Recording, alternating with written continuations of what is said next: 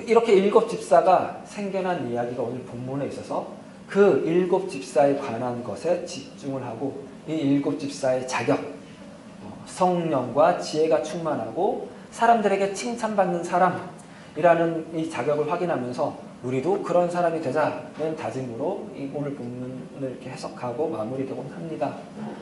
그러나 오늘 본문의 결론은 하나님의 말씀이 왕성해진다라는 것으로 결론이 됐습니다. 그러니까 일곱 집사가 세워져서 어떤 일을 했는지 구체적으로 밝히는 것이 아니라 하나님의 말씀이 왕성해졌다는 쪽으로 결론이 나죠. 그러니까 오늘 본문의 핵심 내용은 일곱 집사를 세운 사건 그 자체에 있지 않고 일곱 집사가 어떤 사람인지 어떤 자격을 갖췄던 사람인지에 대한 내용인 것이 아니라 사도들이 어떤 이 초대교회에 생긴 문제를 해결하기 위하여 일곱 집사를 세운 한 해결책을 제시한 것과 동시에 하나님의 말씀을 열심히 힘써 준비하고 가르치고 전하고 그랬더니 하나님의 말씀이 왕성해졌다는 쪽으로 이렇게 더 무게가 있다는 것입니다. 하나님의 말씀과 관련 내용이 더 중요한 내용으로 누가가 다루고 있다는 것입니다. 그래서 쉽게 또 오해하는 것이 뭐냐면 이게 사도들이 제자들을 불러서 일곱 사람을 이렇게 택해라 하면서 한 말이 우리는 기도하는 일과 말씀 사역에 힘쓸 것이다 이렇게 말을 하죠. 그래서 기도하는 일, 말씀을 전하는 일은 영적인 일이어서 이 영적인 일은 사도들이 담당하고 구제하는 일은 이제 육적인 일이라서 이 육적인 일에 맞는 일곱 일꾼을 세우고 이 일은 이 사람들에게 맡기는 것처럼 보면 안 된다는 것입니다. 기본적으로 우리가 지금까지 사도행전을 봐오면서 이 예수로 대표되는 하나님은 예수를 보내서 하신 일, 가장 중요한 일이 뭐였냐면 영적인 일과 육적인 일의 경계를 허무는 것이었습니다. 예수 그리스도가 오셔서 하시려고 하셨던 일, 그리고 십자가 죽음과 부활을 통하여 완성하신 일은 영적인 것, 육적인 것의 경계를 허물어서 모든 것이 다 영적인 일이며 육적인 일이 되게 하십니다. 동시에. 그리고 이 말이 맞는 것은 이 사도행전을 조금만 더 읽어보면 멀리 갈 것도 없이 8절부터 8장에 이르기까지 이 오늘 본문에서 육적인 일을 하라고 세워진 것 같은 이 일곱 집사 중에 두 사람 스데반과 빌립이 영적인 일로 잘못 생각될 수 있는 말씀 전하는 일을 하더라는 것입니다.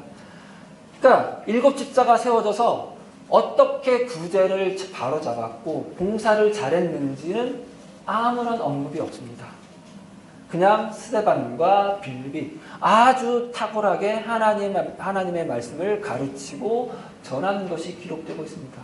그러니까 적어도 이 일곱 일꾼을, 일곱 집사를 육적인 일 하라고 세운 것이라고 말할 수는 없다는 것입니다. 그러니까 반대로 사도들은 자기들은 기도하는 일과 말씀 전하는 일이라는 영적인 일을 하겠다고 일곱 사람을 택하라고 한 것이 아니라는 뜻이기도 합니다. 이 말의 힌트는 오늘 말씀의 결론에 해당하는 7절에서 이렇게 발견할 수 있는데요. 7절을 같이 한번 읽어보겠습니다. 하나님의 말씀이 점점 왕성하여 예루살렘에 있는 제자의 수가 더 심히 많아지고 허다한 제사장의 무리도 이 도에 복종하니라. 제자들이 어떤 문제가 생겨서 원망이 생겼을 때 이랬죠. 우리가 하나님의 말씀을 제쳐놓고 접대를 일삼는 것이 마땅하지 아니하니. 그러니까 접대 자체를 무시하는 것이 아니라 하나님의 말씀을 강조한 것이죠. 하나님의 말씀이 이 문제의 해결책이라고 생각한 것이죠. 그리고 그 결론이 그랬더니 결론이 하나님의 말씀이 왕성해졌다는 것인데요. 지금까지 사도행전의 흐름에서 이 하나님의 말씀이라는 말은 늘 뭘 함께 생각을 해야 하냐면은 예수를 보내신 하나님입니다. 왜냐하면 이때 하나님의 말씀은 어떤 공동체에 속한 사람이냐에 따라서 해석하기가 다르기 때문입니다. 예루살렘 성전의 근거지를 잡고 있는, 예루살렘 성전에서 권력을 부리고 있는 제사장들과 사두개인들과 서기관들에게 하나님은, 그 하나님이 주신 말씀, 하나님의 말씀은 율법이며 전통이며 교리이기 때문입니다. 또 예루살렘을 버리고 예루살렘을 등지고 유대 광야의 사해동굴로 들어간 세상을 유리한 공동체, 이 사회 공동체에는 SNF에게 하나님의 말씀은 빛의 교사가 주는 말씀이며, 이 말씀은 세상 다 버리고 세상과는 전혀 상관없는, 말하자면 저 멀리 저 세상, 저 구름 너머의 이야기이기 때문입니다.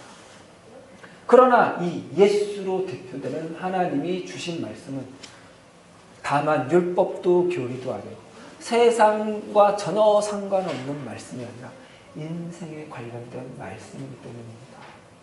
이 인생에 관련된 말씀이 이 인생들이 모여서 살아가는 공동체에서 생긴 문제를 어떻게 담아냈고 어떻게 해결했는지 오늘 본문이 보여주는 거예요. 신생입니다.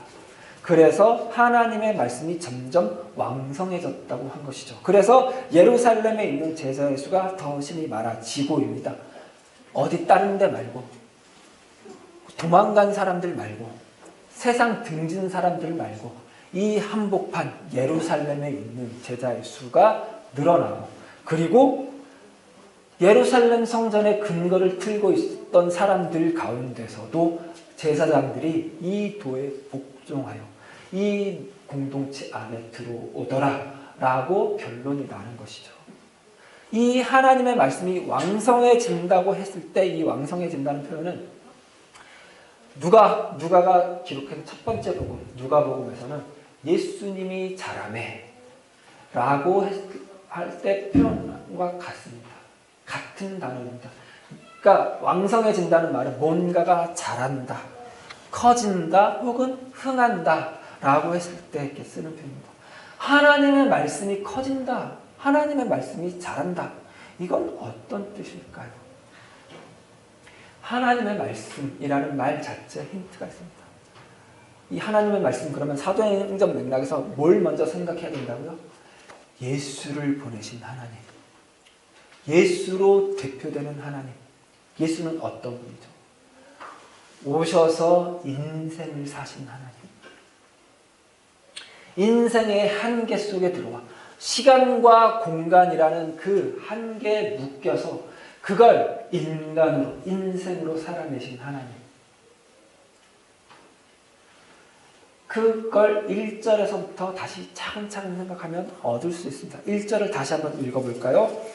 그때 제자가 더 많아졌는데 헬라파 유대인들이 자기의 과부들이 매일의 구제에 빠짐으로 히브리파 사람을 원망하니, 여기 헬라파 유대인, 히브리파 유대인이라는 표현이 등장하는데요.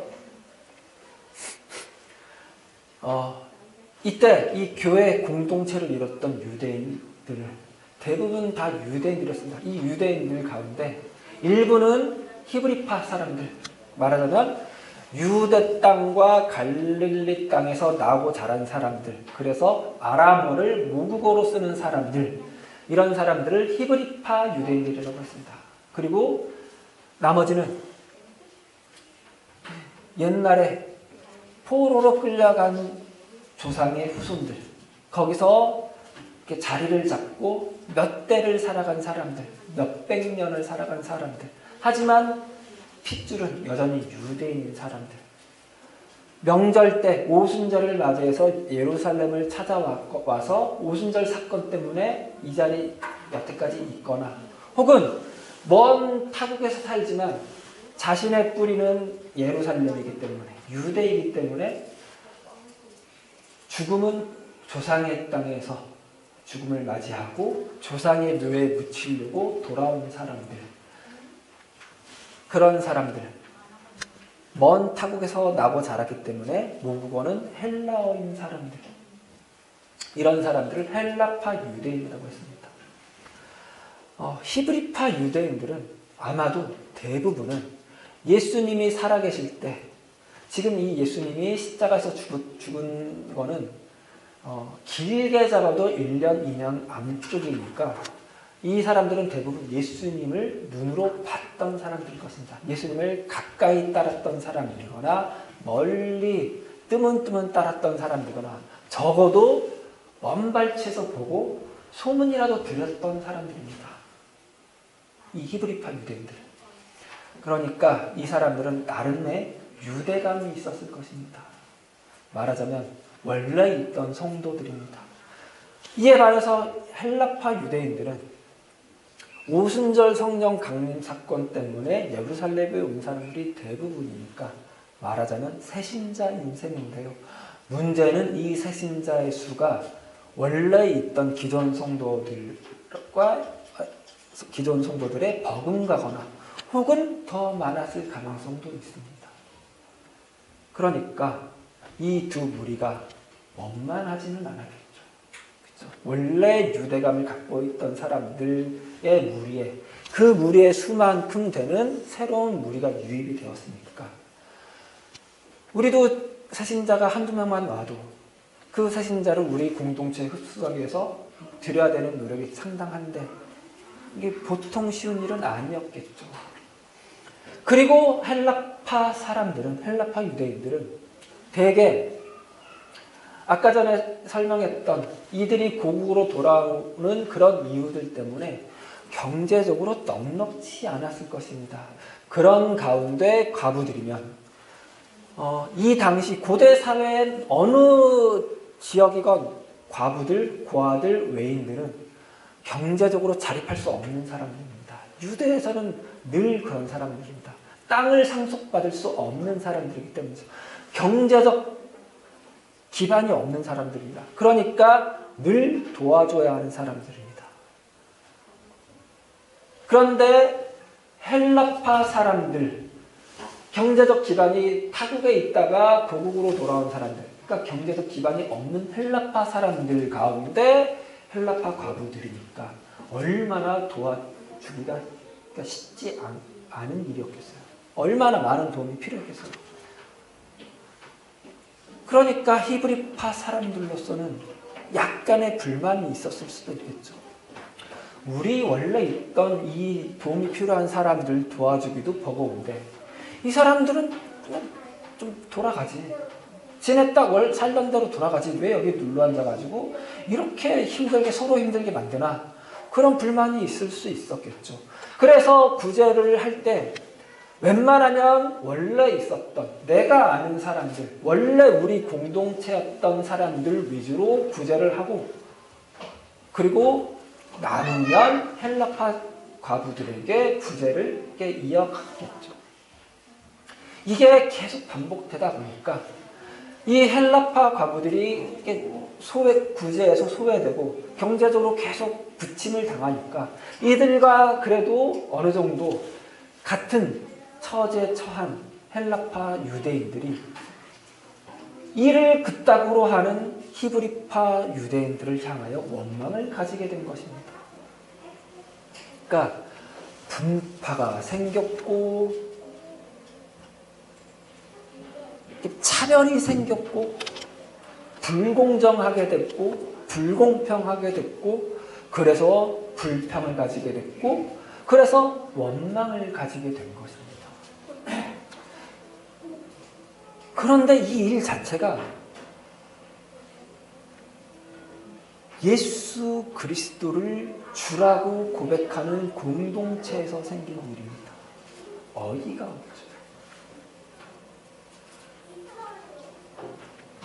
이래서 이 이유 때문에 사도들이 하나님의 말씀에 더 힘써야겠다고 생각하는 것입니다. 왜냐하면 이 문제에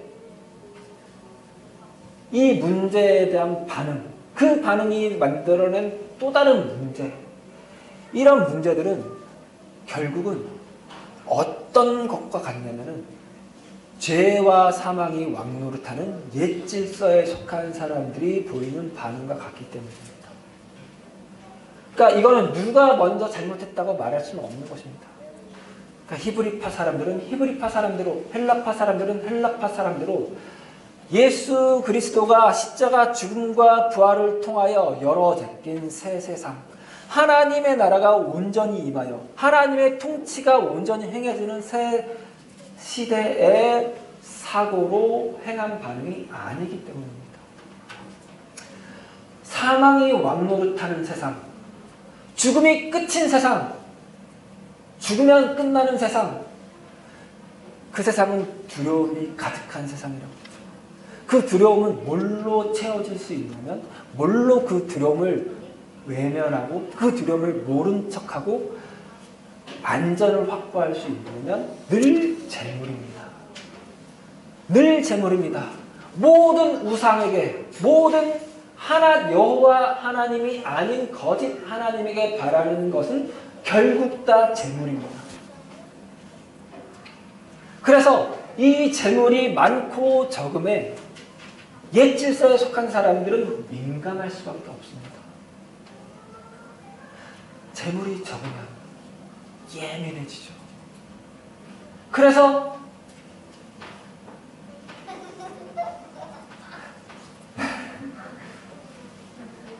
이렇게 웃어 넘겨야 되는데 그러지 못하고 예민하게 굽니다. 그래서 나랑 가까운 사람, 우리 편을 챙기게 되고, 그래서 불평이 생기게 되고 원망이 생기게 되고, 원망도 결국은 이 재물 문제 때문이죠. 이 재물이 내 모든 것을 다 설명한다고 말하기 때문이죠. 그런데 그래서 사도들이 이 구제를 공평하게 할 수 있는 사람, 성령과 지혜가 충만하고 사람들에게 칭찬을 받는 사람, 그러니까 두루 다 이렇게 둥글둥글하게 웃어주면서 배려해주고 이렇게 이해해주고 그런 사람들을 이렇게 뽑았습니다. 그런데 그게 모든 문제 해결인 것이 아니라 더 중요한 문제, 하나님의 말씀을 힘써 연구하고 전하고 가르치기로 한 것입니다. 하나님의 말씀을 힘써 연구하기로 했다는 것은 적어도 지금까지 우리가 살펴봐왔던 방향이 옳다는 증거일 겁니다. 성령 충만하자, 성령이 모든 것을 생각나게 하고 모든 것을 말하게 했다. 사도들은 그냥 성령이 시키는 대로 입만 뻥긋뻥긋 했는데 주옥 같은 말씀이 쏟아져 나왔다가 아니라고 그랬죠. 사도들이 말씀을 힘써 준비하겠다고 한 배경입니다. 그런데 이 하나님의 말씀은 늘 뭘 생각해야 된다고요? 예수 그리스도를 보내신 하나님. 인생으로 오셔서 인생을 살아내신 하나님. 예수님이 오셔서 산 인생은 모든 인간이 처할 수 있는 모든 환경을 다 살아낸 인생입니다. 왜냐하면 그가 살아낸 인생은 저주의 극한까지 간 인생입니다. 가장 저주받은 죽음으로 당한 그 죽음이기 때문입니다. 그런데 그게 저주받은 죽음으로 끝나지 않고 부활로, 생명으로, 영광으로 이어졌다고 그랬죠. 그러니까 사도들이 할 일은 뭐냐면 다만 율법, 교리, 어떤 말씀 한두 개 줘서 위로하는 것 정도가 아니라 지금 일어나고 있는 이 상황, 지금 이 교회, 각 사람들이 처한 정황, 이해 안 되는 상황, 여전히 궁핍한 상황, 여전히 도움이 필요하고 도움 줘야 하는 그 상황, 그리고 교회가 뭔가 자꾸 갈라지는 것 같고 서로 시기하는 것 같고 서로 분열하는 것 같은 그 상황, 이 모든 상황에 대하여 당황하지 않게, 뭐가 문제가 있나 다시 옛 시대를 근거 삼아 판단하지 않게, 옛 시대로 회귀하지 않게 하려는 노력을 하는 것입니다. 어떻게요? 예수 그리스도가 오셔서 완성하신 하나님의 구원과 회복의 계획과 완성이라는 그 큰 이야기에 담지 못할 것이 없다라는 것을 보여주는 것이죠. 모든 상황들을 어떻게 그 하나님의 그 큰 이야기에 담을 것인가 연구하는 것이죠. 그래서 가르치는 것이죠. 걱정하지 마라. 의심하지 마라. 네 그 이야기, 하나님의 구원의 이야기에 담길 수 있다. 하나님의 구원의 이야기 안에 들어가 있다. 이 하나님의 큰 구원의 이야기의 마지막은, 결론은, 최종 결론은 구원이며 구속이며 영광이며 명예이며 하나님의 영광의 찬송이다. 그러니 지금 이 순간 당하는 그 곤란함, 그 어려움, 그래서 갖게 되는 의심, 그래서 생겨나는 어떤 분노, 어떤 원망, 어떤 분열, 그런 거 다 괜찮다. 하나님이 그것도 회복해 주실 것이다. 그것도 구원해 주실 것이다. 그걸 토대로 새로운 구원을 가지고 하나님이 찾아오실 것이다 라는 이야기를 계속해서 하는 것이죠. 그래서 하나님의 말씀이 왕성해진 것입니다. 하나님의 말씀이 자란 것입니다. 하나님의 말씀이 커진 것입니다. 우리가 지난주까지 했던 표현으로 바꿔볼까요? 하나님의 말씀이 풍성해졌습니다. 그 하나님의 구원이라고 하는 큰 이야기에, 큰 틀에 각각의 사정이, 각각의 처한 상황이, 처지가 만들어낸 작은 이야기들, 그 이야기들 속에 예수 그리스도가 찾아오셔서, 성육하신 하나님이 찾아오셔서 이뤄내신 각각의 구원들, 각각의 구속들, 각각의 회복들, 각각의 베푸신 은혜와 자비와 사랑이라는 이야기들이, 구체적인 이야기들이 큰 이야기에 담겨서 그 이야기가 점점 더 날이 가면 갈수록 풍성해졌다입니다.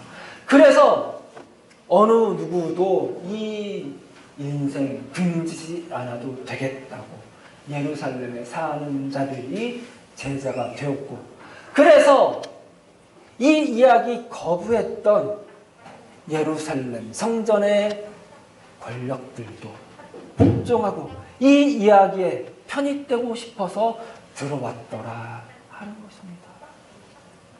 우리가 그런 것처럼 말이죠. 그런데 또 하나 짚고 넘어가야 될 것은, 이 풍성해지는 이야기 속에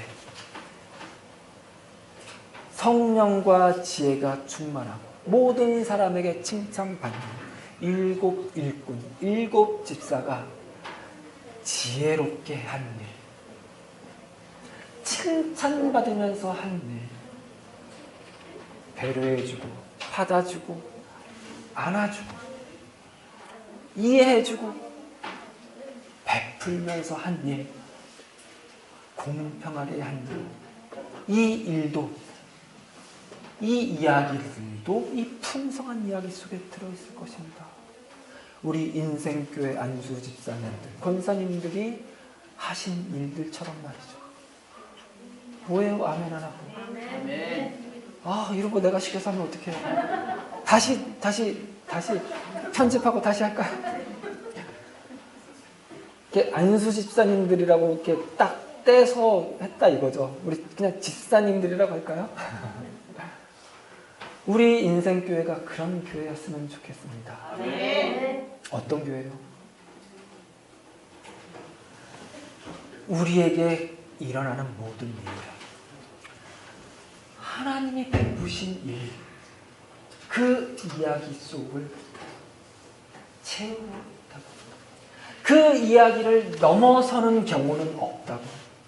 그래서 어떤 일이건, 어떤 망하는 것 같은 일이건 망하는 것으로 끝나지 않는다고.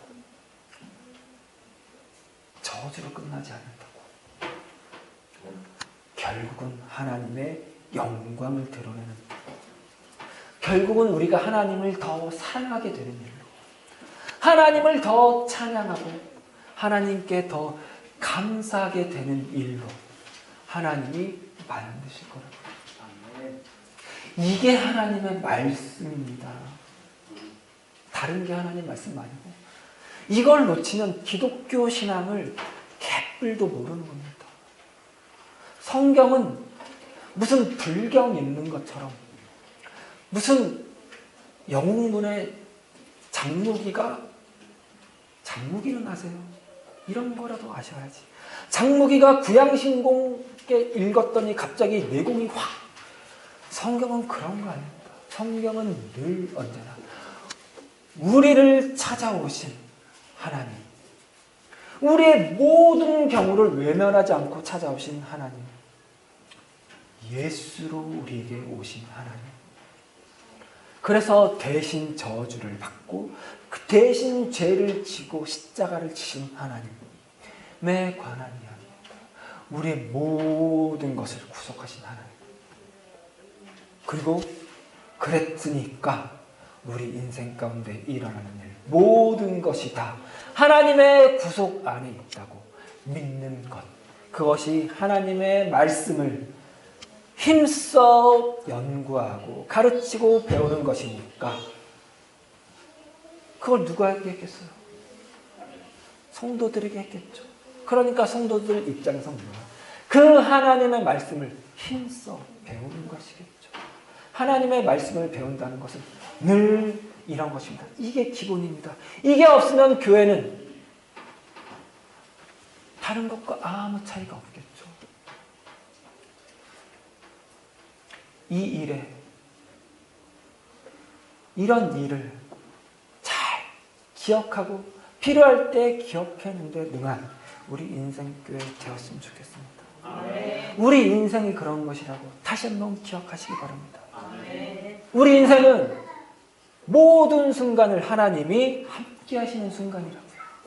우리 인생은 모든 순간이 그 하나님 때문에, 예수로 찾아오신 하나님 때문에 모든 순간이 신앙생활이라고요. 아시겠습니까? 늘 그렇게 기억하시고 외우시고 주장하시는 삶 살아내시는 우리 성도님들 됐으면 좋겠습니다. 기도하시겠습니다. 하나님 감사합니다.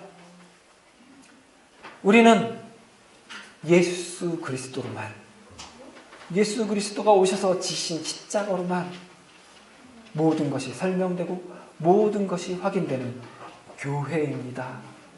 우리는 그 교회를 이루는 한 사람 한 사람, 한 구성원이오니 하나님, 우리가 예수로 찾아오신 하나님의 말씀을, 성육하신 말씀이신 예수 그리스도를 우리의 구주로, 우리 삶의 구주로, 우리 모든 삶의 순간의 구주로 알아 그 예수 그리스도를 자랑하며, 예수 그리스도가 우리 인생을 책임지고 계시며, 예수 그리스도가 우리 인생을 늘 매 순간 구속하고 계신다고 믿으며 주장하며 살아갈 수 있는 우리가 되게 도와주시옵소서. 그러니 하나님, 우리에게 넉넉함을 허락하여 주시옵소서. 우리는 결국 승리할 것이니, 우리는 결국 성공할 것이니, 우리는 결국 영광에 이를 것이니 하나님, 예민하지 않게 하여 주십시오. 날카로워지지 않게 하여 주십시오. 성령과 지혜가 충만한 우리가 되게 하여 주십시오. 모든 사람에게 기쁨을 주고 칭찬을 받을 수 있는 우리가 되게 하여 주시옵소서. 그래서 우리 교회 웃음이 넘치게 하여 주시옵소서. 감사드리며 예수 그리스도 이름으로 기도드렸습니다. 아멘.